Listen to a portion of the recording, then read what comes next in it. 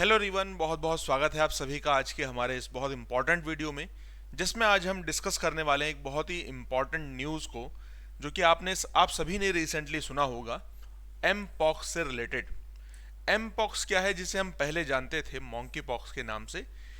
Recently आपने news में देखा होगा कि ग्लोबल लेवल पर ये हेल्थ को लेकर के एक कंसर्न बन चुका है, जिसको लेकर के WHO की तरफ से, एम्स की तरफ से इंडिया में कुछ गाइडलाइन हमारे सामने आई हैं। तो इस वीडियो में हम पूरी डिटेल समझेंगे कि एम पॉक्स एक्चुअल में है क्या, क्या इसके कुछ इंपॉर्टेंट सिम्टम्स हैं, क्या इससे रिलेटेड हमें स्टेप्स लेने चाहिए अगर हमें इससे बचना है तो, क्या इससे रिलेटेड कुछ टेस्ट हैं। उन सारी चीज़ों को हम इस वीडियो के अंदर कवर करने वाले हैं। तो शुरुआत से लेकर के एंड तक पूरा वीडियो देखिएगा और सभी के साथ इसको ज़रूर शेयर कीजिएगा, क्योंकि ये बहुत इंपॉर्टेंट न्यूज़ है, बहुत इंपॉर्टेंट अपडेट है। जैसा आपके सामने लिखा हुआ है, एम पॉक्स जैसे पहले हम मंकी पॉक्स के नाम से भी जानते थे, वायरल डिसीज है जो कि रिसेंटली एक बार फिर से हेल्थ को लेकर के ग्लोबल लेवल पर, ना सिर्फ इंडिया में बल्कि ग्लोबल लेवल पर, इंडिया में तो इसका इम्पैक्ट अभी इतना देखने को नहीं मिला है, लेकिन ग्लोबल लेवल पर इसका इम्पैक्ट देखने को ज़्यादा मिला है, जो कि फिर से न्यूज़ में आ चुकी है। क्या इसकी कुछ डिटेल्स हैं, देखिए ज़रा। एमपॉक्स एक रेयर वायरल डिजीज़ है जो कि मॉन्की पॉक्स वायरस की वजह से होती है। ये कुछ डिटेल्स हैं जो आपको ज़्यादा फोकस में रहनी चाहिए, ज़्यादा ध्यान में रहनी चाहिए। किस वायरस की वजह से होती है? मॉन्की पॉक्स वायरस की वजह से, जो कि ऑर्थोपॉक्स वायरस जीन से संबंधित है, क्लोजली रिलेटेड है स्मॉल पॉक्स से, जो छोटी माता भी जिसको हम आमतौर पर आम भाषा में कहते हैं, उससे ही ये संबंधित है, लेकिन टिपिकली लेस सीवियर, उससे कम सीवियर है। वायरस वाज, ये सबसे पहली बार डिस्कवर हुआ था 1958 में। 1958 में पहली बार ये वायरस डिस्कवर हुआ था मंकीज में, ठीक है, इन मंकीज।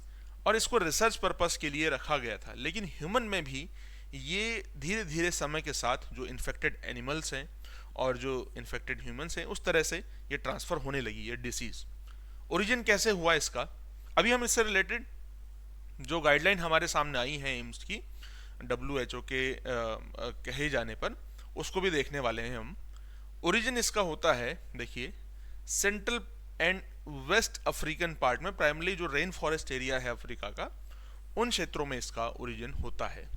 उसके आगे चलते हैं तो ये वायरस का ट्रांसमिशन कैसे होता है। ये ट्रांसमिशन अलग अलग तरीकों से हो सकता है। देखिए, जो वायरस है, वायरस जैसे मान लीजिए हम किसी चीज़ को टच करते हैं, अगर किसी इन्फेक्टेड मनुष्य ने, किसी इन्फेक्टेड ह्यूमन ने किसी चीज़ को टच किया है, ठीक, और अगर हम उसको टच करते हैं तो वायरस इस तरह से ट्रांसफर हो सकता है।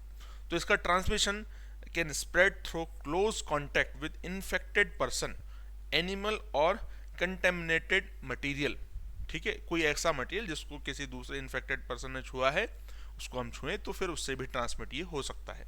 सिम्टम्स आपके लिए जान लेना बहुत ज़रूरी है, ये सिम्टम्स, क्योंकि अगर ये सिम्टम्स आपको किसी व्यक्ति में दिखाई दे रहे हैं, आप में दिखाई दे रहे हैं, तो ज़रूर तुरंत आपको इसके लिए क्या स्टेप उठाने हैं वो भी अभी आपको बताने वाले हैं। सिम्टम्स इसके लिए जो symptoms usually appear with in 7 to 14 days after exposure and can include fever. Fever हो सकता है, हेडेक हो सकता है, मसल एचेस हो सकते हैं एंड रैशेज हो सकते हैं। ये इसके कुछ इंपॉर्टेंट सिम्टम्स हैं। रिसेंटली भी इससे रिलेटेड कुछ न्यूज़ और कुछ इंपॉर्टेंट सिम्टम्स, उनसे रिलेटेड क्या जानकारी है वो भी सामने आई है, ठीक है। इसी में आगे देखें तो जो सिम्टम्स हैं ट्रांसमिशन से संबंधित, कुछ और डिटेल आपके लिए यहाँ पर लिखी गई है, जैसे फीवर, हेडेक, मसल एसेज और सोलन हो जाना, ठीक। इसके अलावा रैशेज हो जाना, ये डायरेक्ट कांटेक्ट से ट्रांसमिट हो सकता है, इनडायरेक्ट कांटेक्ट से ट्रांसमिट हो सकता है। जो एनिमल का ट्रांसमिशन है, इससे भी ये ट्रांसमिट हो सकता है। कांटेक्ट विद इन्फेक्टेड एनिमल, जो एनिमल इन्फेक्टेड हैं उनसे भी अगर हम कांटेक्ट में रहते हैं, जैसे रोडेंट्स हैं, प्राइमेट्स हैं और जो अदर वाइल्ड एनिमल हैं, उनके कांटेक्ट में आने से ये मनुष्य में भी ट्रांसमिट हो सकता है, ठीक। एम पॉक्स जिसको हम कहते हैं, मंकी पॉक्स के नाम से जाना जाता था।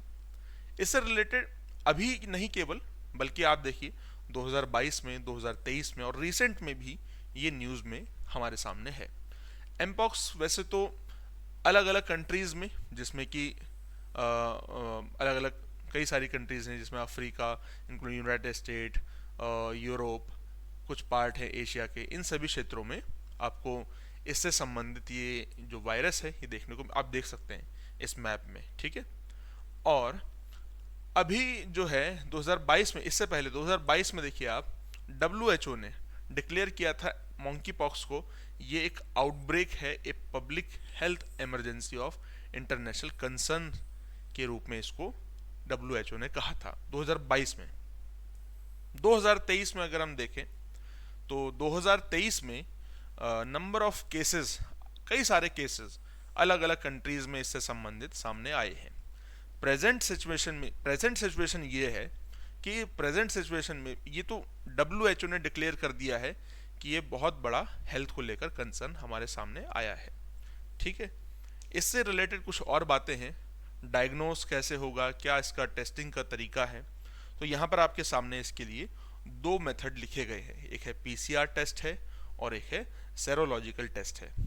ये जो PCR टेस्ट है, इस PCR टेस्ट की मदद से हमें जानकारी मिलेगी, हमें डिटेक्ट होगा वायरस का क्या जेनेटिक मटेरियल है, ये चीज़ हमें डिटेक्ट होने वाली है PCR टेस्ट की मदद से। एक जो सेरोलॉजिकल टेस्ट होगा, सेरोलॉजिकल टेस्ट आइडेंटिफाई करेगा एंटीबॉडीज को, ठीक है। PCR टेस्ट ये डिटेक्ट करेगा वायरस को और उसके जेनेटिक मटेरियल को, लेकिन जो सेरोलॉजिकल टेस्ट है ये आइडेंटिफाई करेगा antibodies produced by the body in the response of the virus. Antibodies जो हमारे शरीर में बनेंगी वो इसके रिस्पॉन्स में कौन सी एंटीबॉडीज बन रही हैं ये आइडेंटिफाई करने का काम है सेरोलॉजिकल टेस्ट का, ठीक है। तो ये दो इंपॉर्टेंट टेस्ट हैं जो आपको ध्यान में रखने हैं। इसके अलावा इसमें अगर देखें, ये कुछ PCR टेस्ट, इसी के बारे में डिटेल लिखा गया है, इसको आप देख सकते हैं, ठीक। Treatment and management.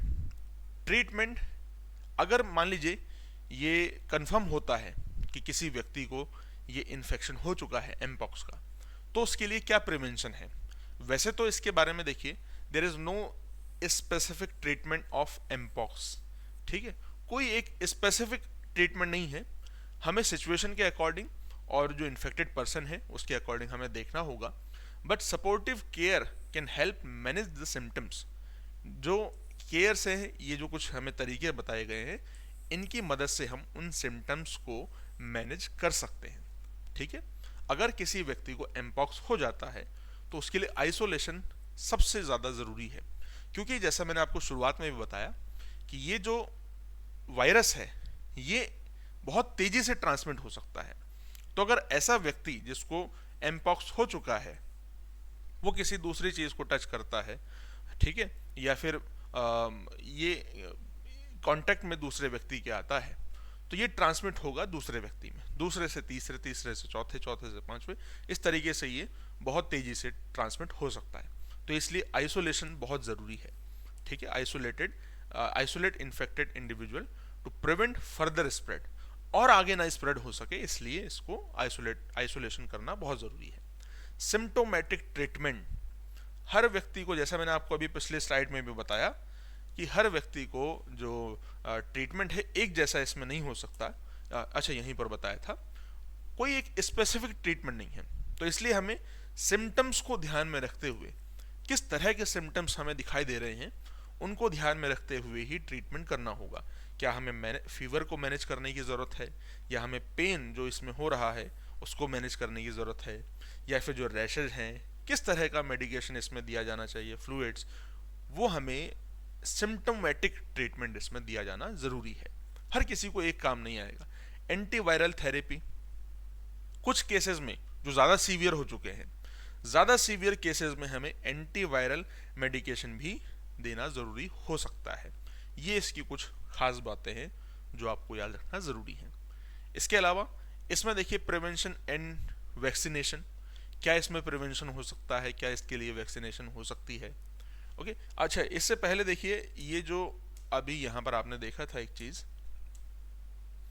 हाँ, ये सिम्टम, इनको अभी रिसेंटली भी WHO ने बताया है, ओके।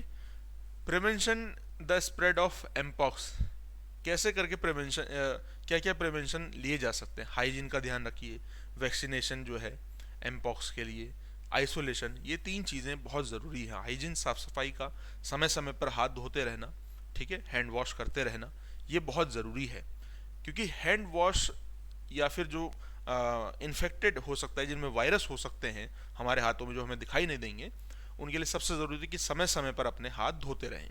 ठीक है। Vaccination, smallpox vaccination offer some protection against M pox.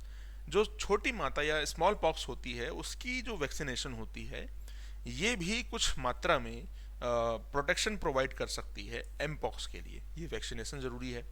Isolation तो है ही है, आइसोलेशन बहुत ज़रूरी है। ठीक है। तो ये कुछ इसकी इंपॉर्टेंट बातें हैं। साथ ही हमें इसको लेकर के इसीलिए ये वीडियो बनाई जा रही है, ज़्यादा से ज़्यादा इसके लिए अवेयरनेस आप सभी तक पहुंच सके, आप सभी को ये चीज़ें सभी लोगों तक पहुंचानी है, सभी के साथ शेयर करें। ये सिर्फ केवल स्टूडेंट्स के लिए नहीं बल्कि हर एक नागरिक के लिए बहुत ज़रूरी है। इसलिए आप इसको जितना ज़्यादा से ज़्यादा शेयर करेंगे, जितना ज़्यादा अवेयरनेस फैलाएंगे, उतना ज़्यादा अच्छा होगा। ठीक है। इसके अलावा देखिए अभी रिसेंटली इससे रिलेटेड क्या न्यूज़ में सामने आया है वो भी आपको यहाँ पर शेयर करते हैं। एम्स ने गाइडलाइंस प्रोवाइड करी हैं for treating mpox patients in 6 points. ठीक। ओके। तो इनको भी देख लेते हैं। एम्स दिल्ली ने इशू किया है कॉम्प्रिहेंसिव गाइडलाइन, काफ़ी कॉम्प्रिहेंसिव गाइडलाइन प्रोवाइड करी हैं ऐसे सस्पेक्टेड केस को मैनेज करने के लिए। क्या है वो चीज़ें, उनको हम अभी यहाँ पर देखते हैं। ठीक है। ऑल एम्स यानी कि all India institute of medical science. अब यहाँ पर ये जो एम पॉक्स है, ये जो आउटब्रेक हो सकता है, जिसमें पोटेंशियल है आउटब्रेक होने का बहुत तेज़ी से, ये जो है WHO के द्वारा जो अभी recent AIIMS guideline come days after the WHO यानी कि वर्ल्ड हेल्थ ऑर्गेनाइजेशन डिक्लेयर किया जैसे ही WHO ने एमपॉक्स को एक ग्लोबल पब्लिक हेल्थ इमरजेंसी, ये बहुत इंपॉर्टेंट यहाँ पर टर्म है, ग्लोबल पब्लिक हेल्थ इमरजेंसी के रूप में ये सामने आ सकती है। ये इतनी इंपॉर्टेंट, इतनी ज़्यादा तेज़ी से ये फैलने वाला वायरस है। लेकिन खुशी की बात यह है और एक अच्छी बात यह है, India has not yet reported confirm case during the current global outbreak. खुशी की बात यह है कि इंडिया में अभी तक इसका कोई कंफर्म केस अभी तक रिकॉर्ड नहीं किया गया है। लेकिन हमें प्रिवेंशन ध्यान रखने हैं, हमें सिम्टम्स का पता होना चाहिए। अगर ऐसा किसी भी व्यक्ति को लगता है तो उसके लिए भी गाइडलाइन दी गई है कि क्या करना चाहिए। ठीक है।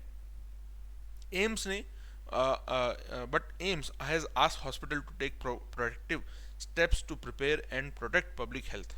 ठीक। इन किन बातों का ध्यान रखा जाए पब्लिक हेल्थ के लिए, वो सभी स्टेप्स आपको जान लेना आपको भी बहुत ज़रूरी है। ठीक है।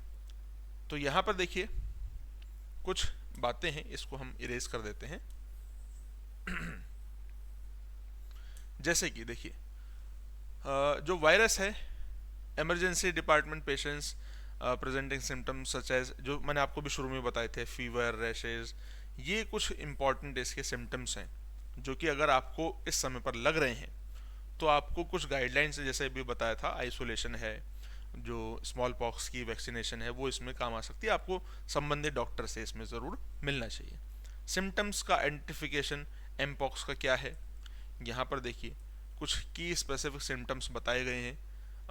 वही सेम सिम्टम्स हैं जो आपको अभी थोड़ी देर पहले बताए थे। ये सारी चीज़ें आपको WHO और साथ ही साथ जो एम्स है, एम्स के द्वारा बताए गए हैं। ओके। इसमें कुछ और बातें हैं, जैसे कि आप यहाँ पर देख सकते हैं इसके लिए क्या स्ट्रेटेजी हमारे सामने है, क्या प्रिवेंशन इसके लिए लिए जा सकते हैं।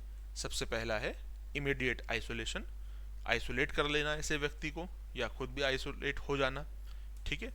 इंटीग्रेटेड एम पॉक्स सर्विलियंस होना चाहिए।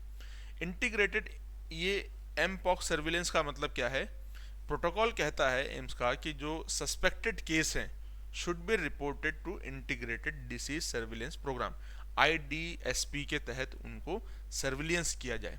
और अगर कोई भी ऐसा व्यक्ति है जो इन्फेक्टेड पाया जाता है तो आप इस नंबर पर देखिए, contact number for this notification.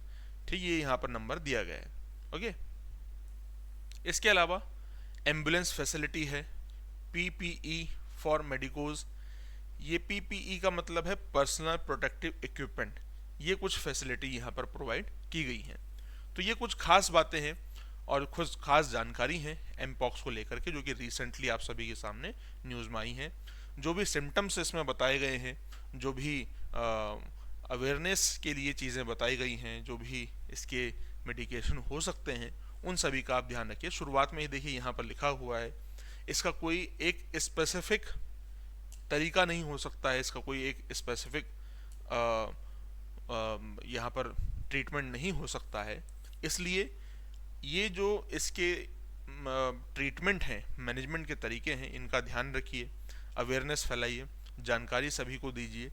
अगर लगता है कि गले में दर्द हो रहा है, बुखार है या फिर रैशेस हो रहे हैं, तो ये एमपॉक्स वायरस हो सकता है। हालांकि अभी तक कोई ऐसा केस रिकॉर्ड नहीं किया गया है इंडिया में, लेकिन हो सकता है।